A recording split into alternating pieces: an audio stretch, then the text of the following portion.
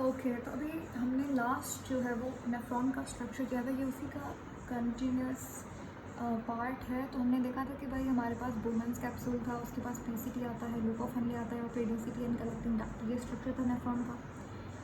अगर बात करें हम लोग ब्लड सप्लाई कैसे होता है, तो देखो फिर यहाँ से जो हमारे पास एफरेंट आर्टियोल आती है, फिर यहाँ पे क्लस्टर ऑफ कैपिलरीज बनता है, इसका ग्लोमेरुलस कहते हैं। यहाँ से फिल्ट्रेट निकलता है और बोमेंस कैप्सूल में जाता है।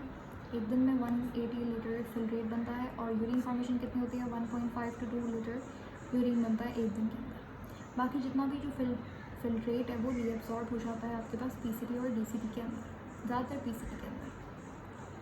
उसके बाद ये ग्लोमेरुलस जो है वो बनाता है एफरेंट आर्टियोल्स, और एफरेंट आर्टियोल बनने के बाद हमारे पास पेरिटिब्यूलर कैपिलरीज का नेटवर्क बनता है, जिसका काम होता है ऑक्सीजन सप्लाई करना हमारे पास पूरे नेफ्रॉन के अंदर।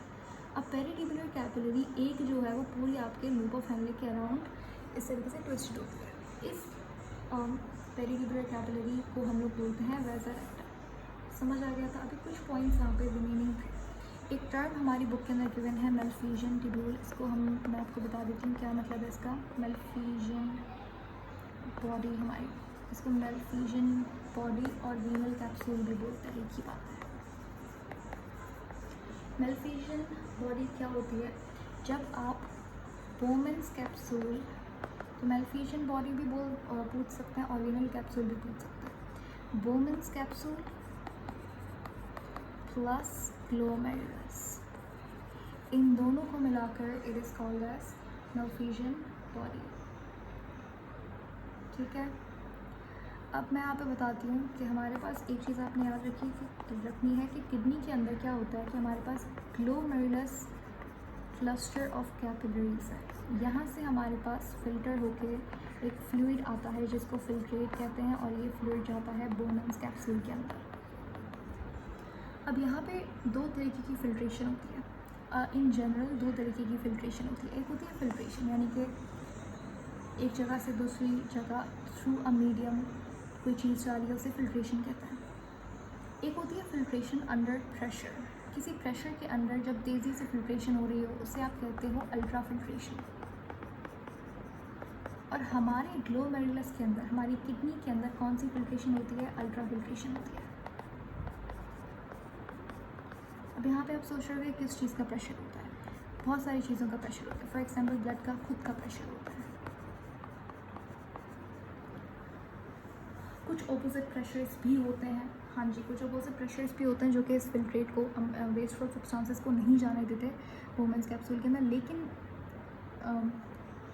डाउनवर्ड प्रेशर ज़्यादा होता है जिसकी वजह से ग्लोमेरुलस से चीज़ें जो है वो वोमेंस कैप्सूल के अंदर चली जाती हैं।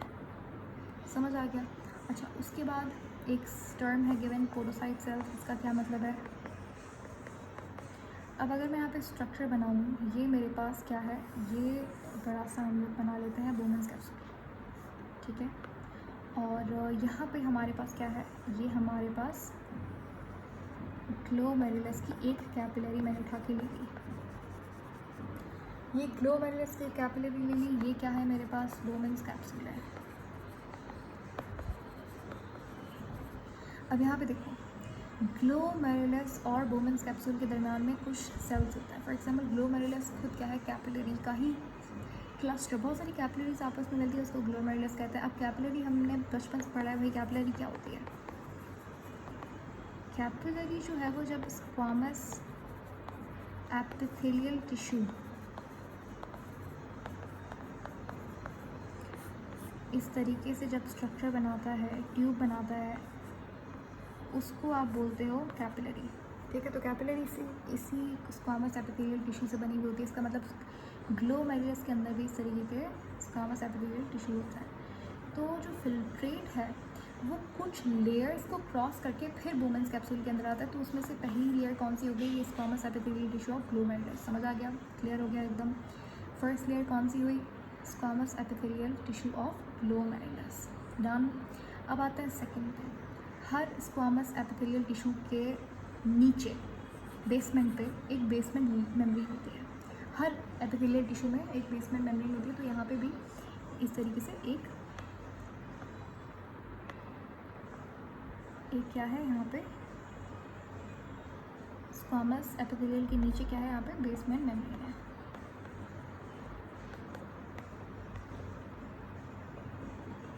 यहाँ पे मैं 2 मेंशन कर रही हूँ। सेकंड हमारे पास ये लेयर हो गई। उसके बाद आप आ जाओ बोमेंस कैप्सूल की लेयर के ऊपर। बोमेंस कैप्सूल भी एक स्ट्रक्चर है, तो इसके पास भी एक कवरिंग्स होती है। इसके पास वेस्ट्रल यानी कि अंदर की तरफ भी एक कवर होती है, वेस्ट्रल मेम्ब्रेन होती है, और बाहर की तरफ भी एक लेयर होती है, इसको आप पेराइटल मेम्ब्रेन कहते हो। ये होता है ना, अंदर वाली जो होती है वेस्ट्रल पोलिश आती है और बाहर वाली पेराइटल कहते हैं। अब बोमेंस कैप्सूल के अंदर मज़े की बात ये जो पेराइटल, ये पेराइटल है, ठीक है, ये पेराइटल है। जो पेराइटल मेम्ब्रेन होती है बोमेंस कैप्सूल की, वो एडवांस्ड होती है। वो क्या होती है, वो एडवांस्ड होती है। कैसे, देखो, जो बोमेंस कैप्सूल की पेराइटल मेम्ब्रेन होती है, उसके जो एपिथेलियल सेल्स होते हैं, उनके दरमियान में इस तरीके से फिंगर लाइक प्रोजेक्शंस होती हैं, ठीक है, ताकि सरफेस एरिया इंक्रीज हो। और ये जो प्रोजेक्शंस हैं, जो फिंगर लाइक स्ट्रक्चर्स हैं, ये पूरे ग्लोमेरुलस को इस तरीके से पकड़ लेते हैं। जैसे ये मेरा हाथ है, मैंने इसको इस तरीके से पकड़ा है, ठीक है। तो ऐसे ही जो ये सेल्स होते हैं पेराइटल मेम्ब्रेन के, बोमेंस कैप्सूल की जो लेयर है बाहर बनी, वो इस ग्लोमेरुलस को पकड़ लेते हैं इस तरीके से। देखो अब समझ आ जाएगा, समझ लो, इस तरीके से उन्होंने पकड़ा हुआ है। इन सेल्स को हम क्या कहते हैं, इन सेल्स को कहते हैं पोडोसाइट्स, पोडोसाइट सेल्स। अब समझ आ गया, सिंपल 3 लेयर्स से क्रॉस होता है फिल्ट्रेट। पहला क्या, squamous epithelial of glomerulus, basement membrane of glomerulus. तीसरा हमारे पास पोडोसाइट सेल्स होते हैं, जो कि बनते कैसे हैं, parietal membrane of बोमेंस capsule. Okay, I hope बहुत अच्छे से आपको समझ आया होगा। अब आपको अच्छे से क्लियर हो गया होगा, ठीक है, कौन सी चीज़ कहाँ से आ रही है। तो फिल्ट्रेट आपका यहाँ से आता है, कहाँ पर, बोमेंस कैप्सूल के अंदर, इस तरीके से फिल्ट्रेट आता है। अब फिल्ट्रेट आ गया, फिर हमारे पास ये पहला ये जो स्टेप है, इसको हम लोग बोलते हैं ग्लोमेरुलर फिल्ट्रेशन। ग्लोमेरुलर फिल्ट्रेशन हमारे पास यूरिन फॉर्मेशन का पहला स्टेप होता है। फिर 2 और स्टेप्स होते हैं, और इस तरीके से यूरिन फॉर्मेशन होती है बॉडी के अंदर। नेक्स्ट हमारा टॉपिक है blood supply to the nephron, जो कि मैंने आपको ऑलरेडी बता दिया है कि रीनल आर्टरी हमारे किडनी के अंदर एंटर करती है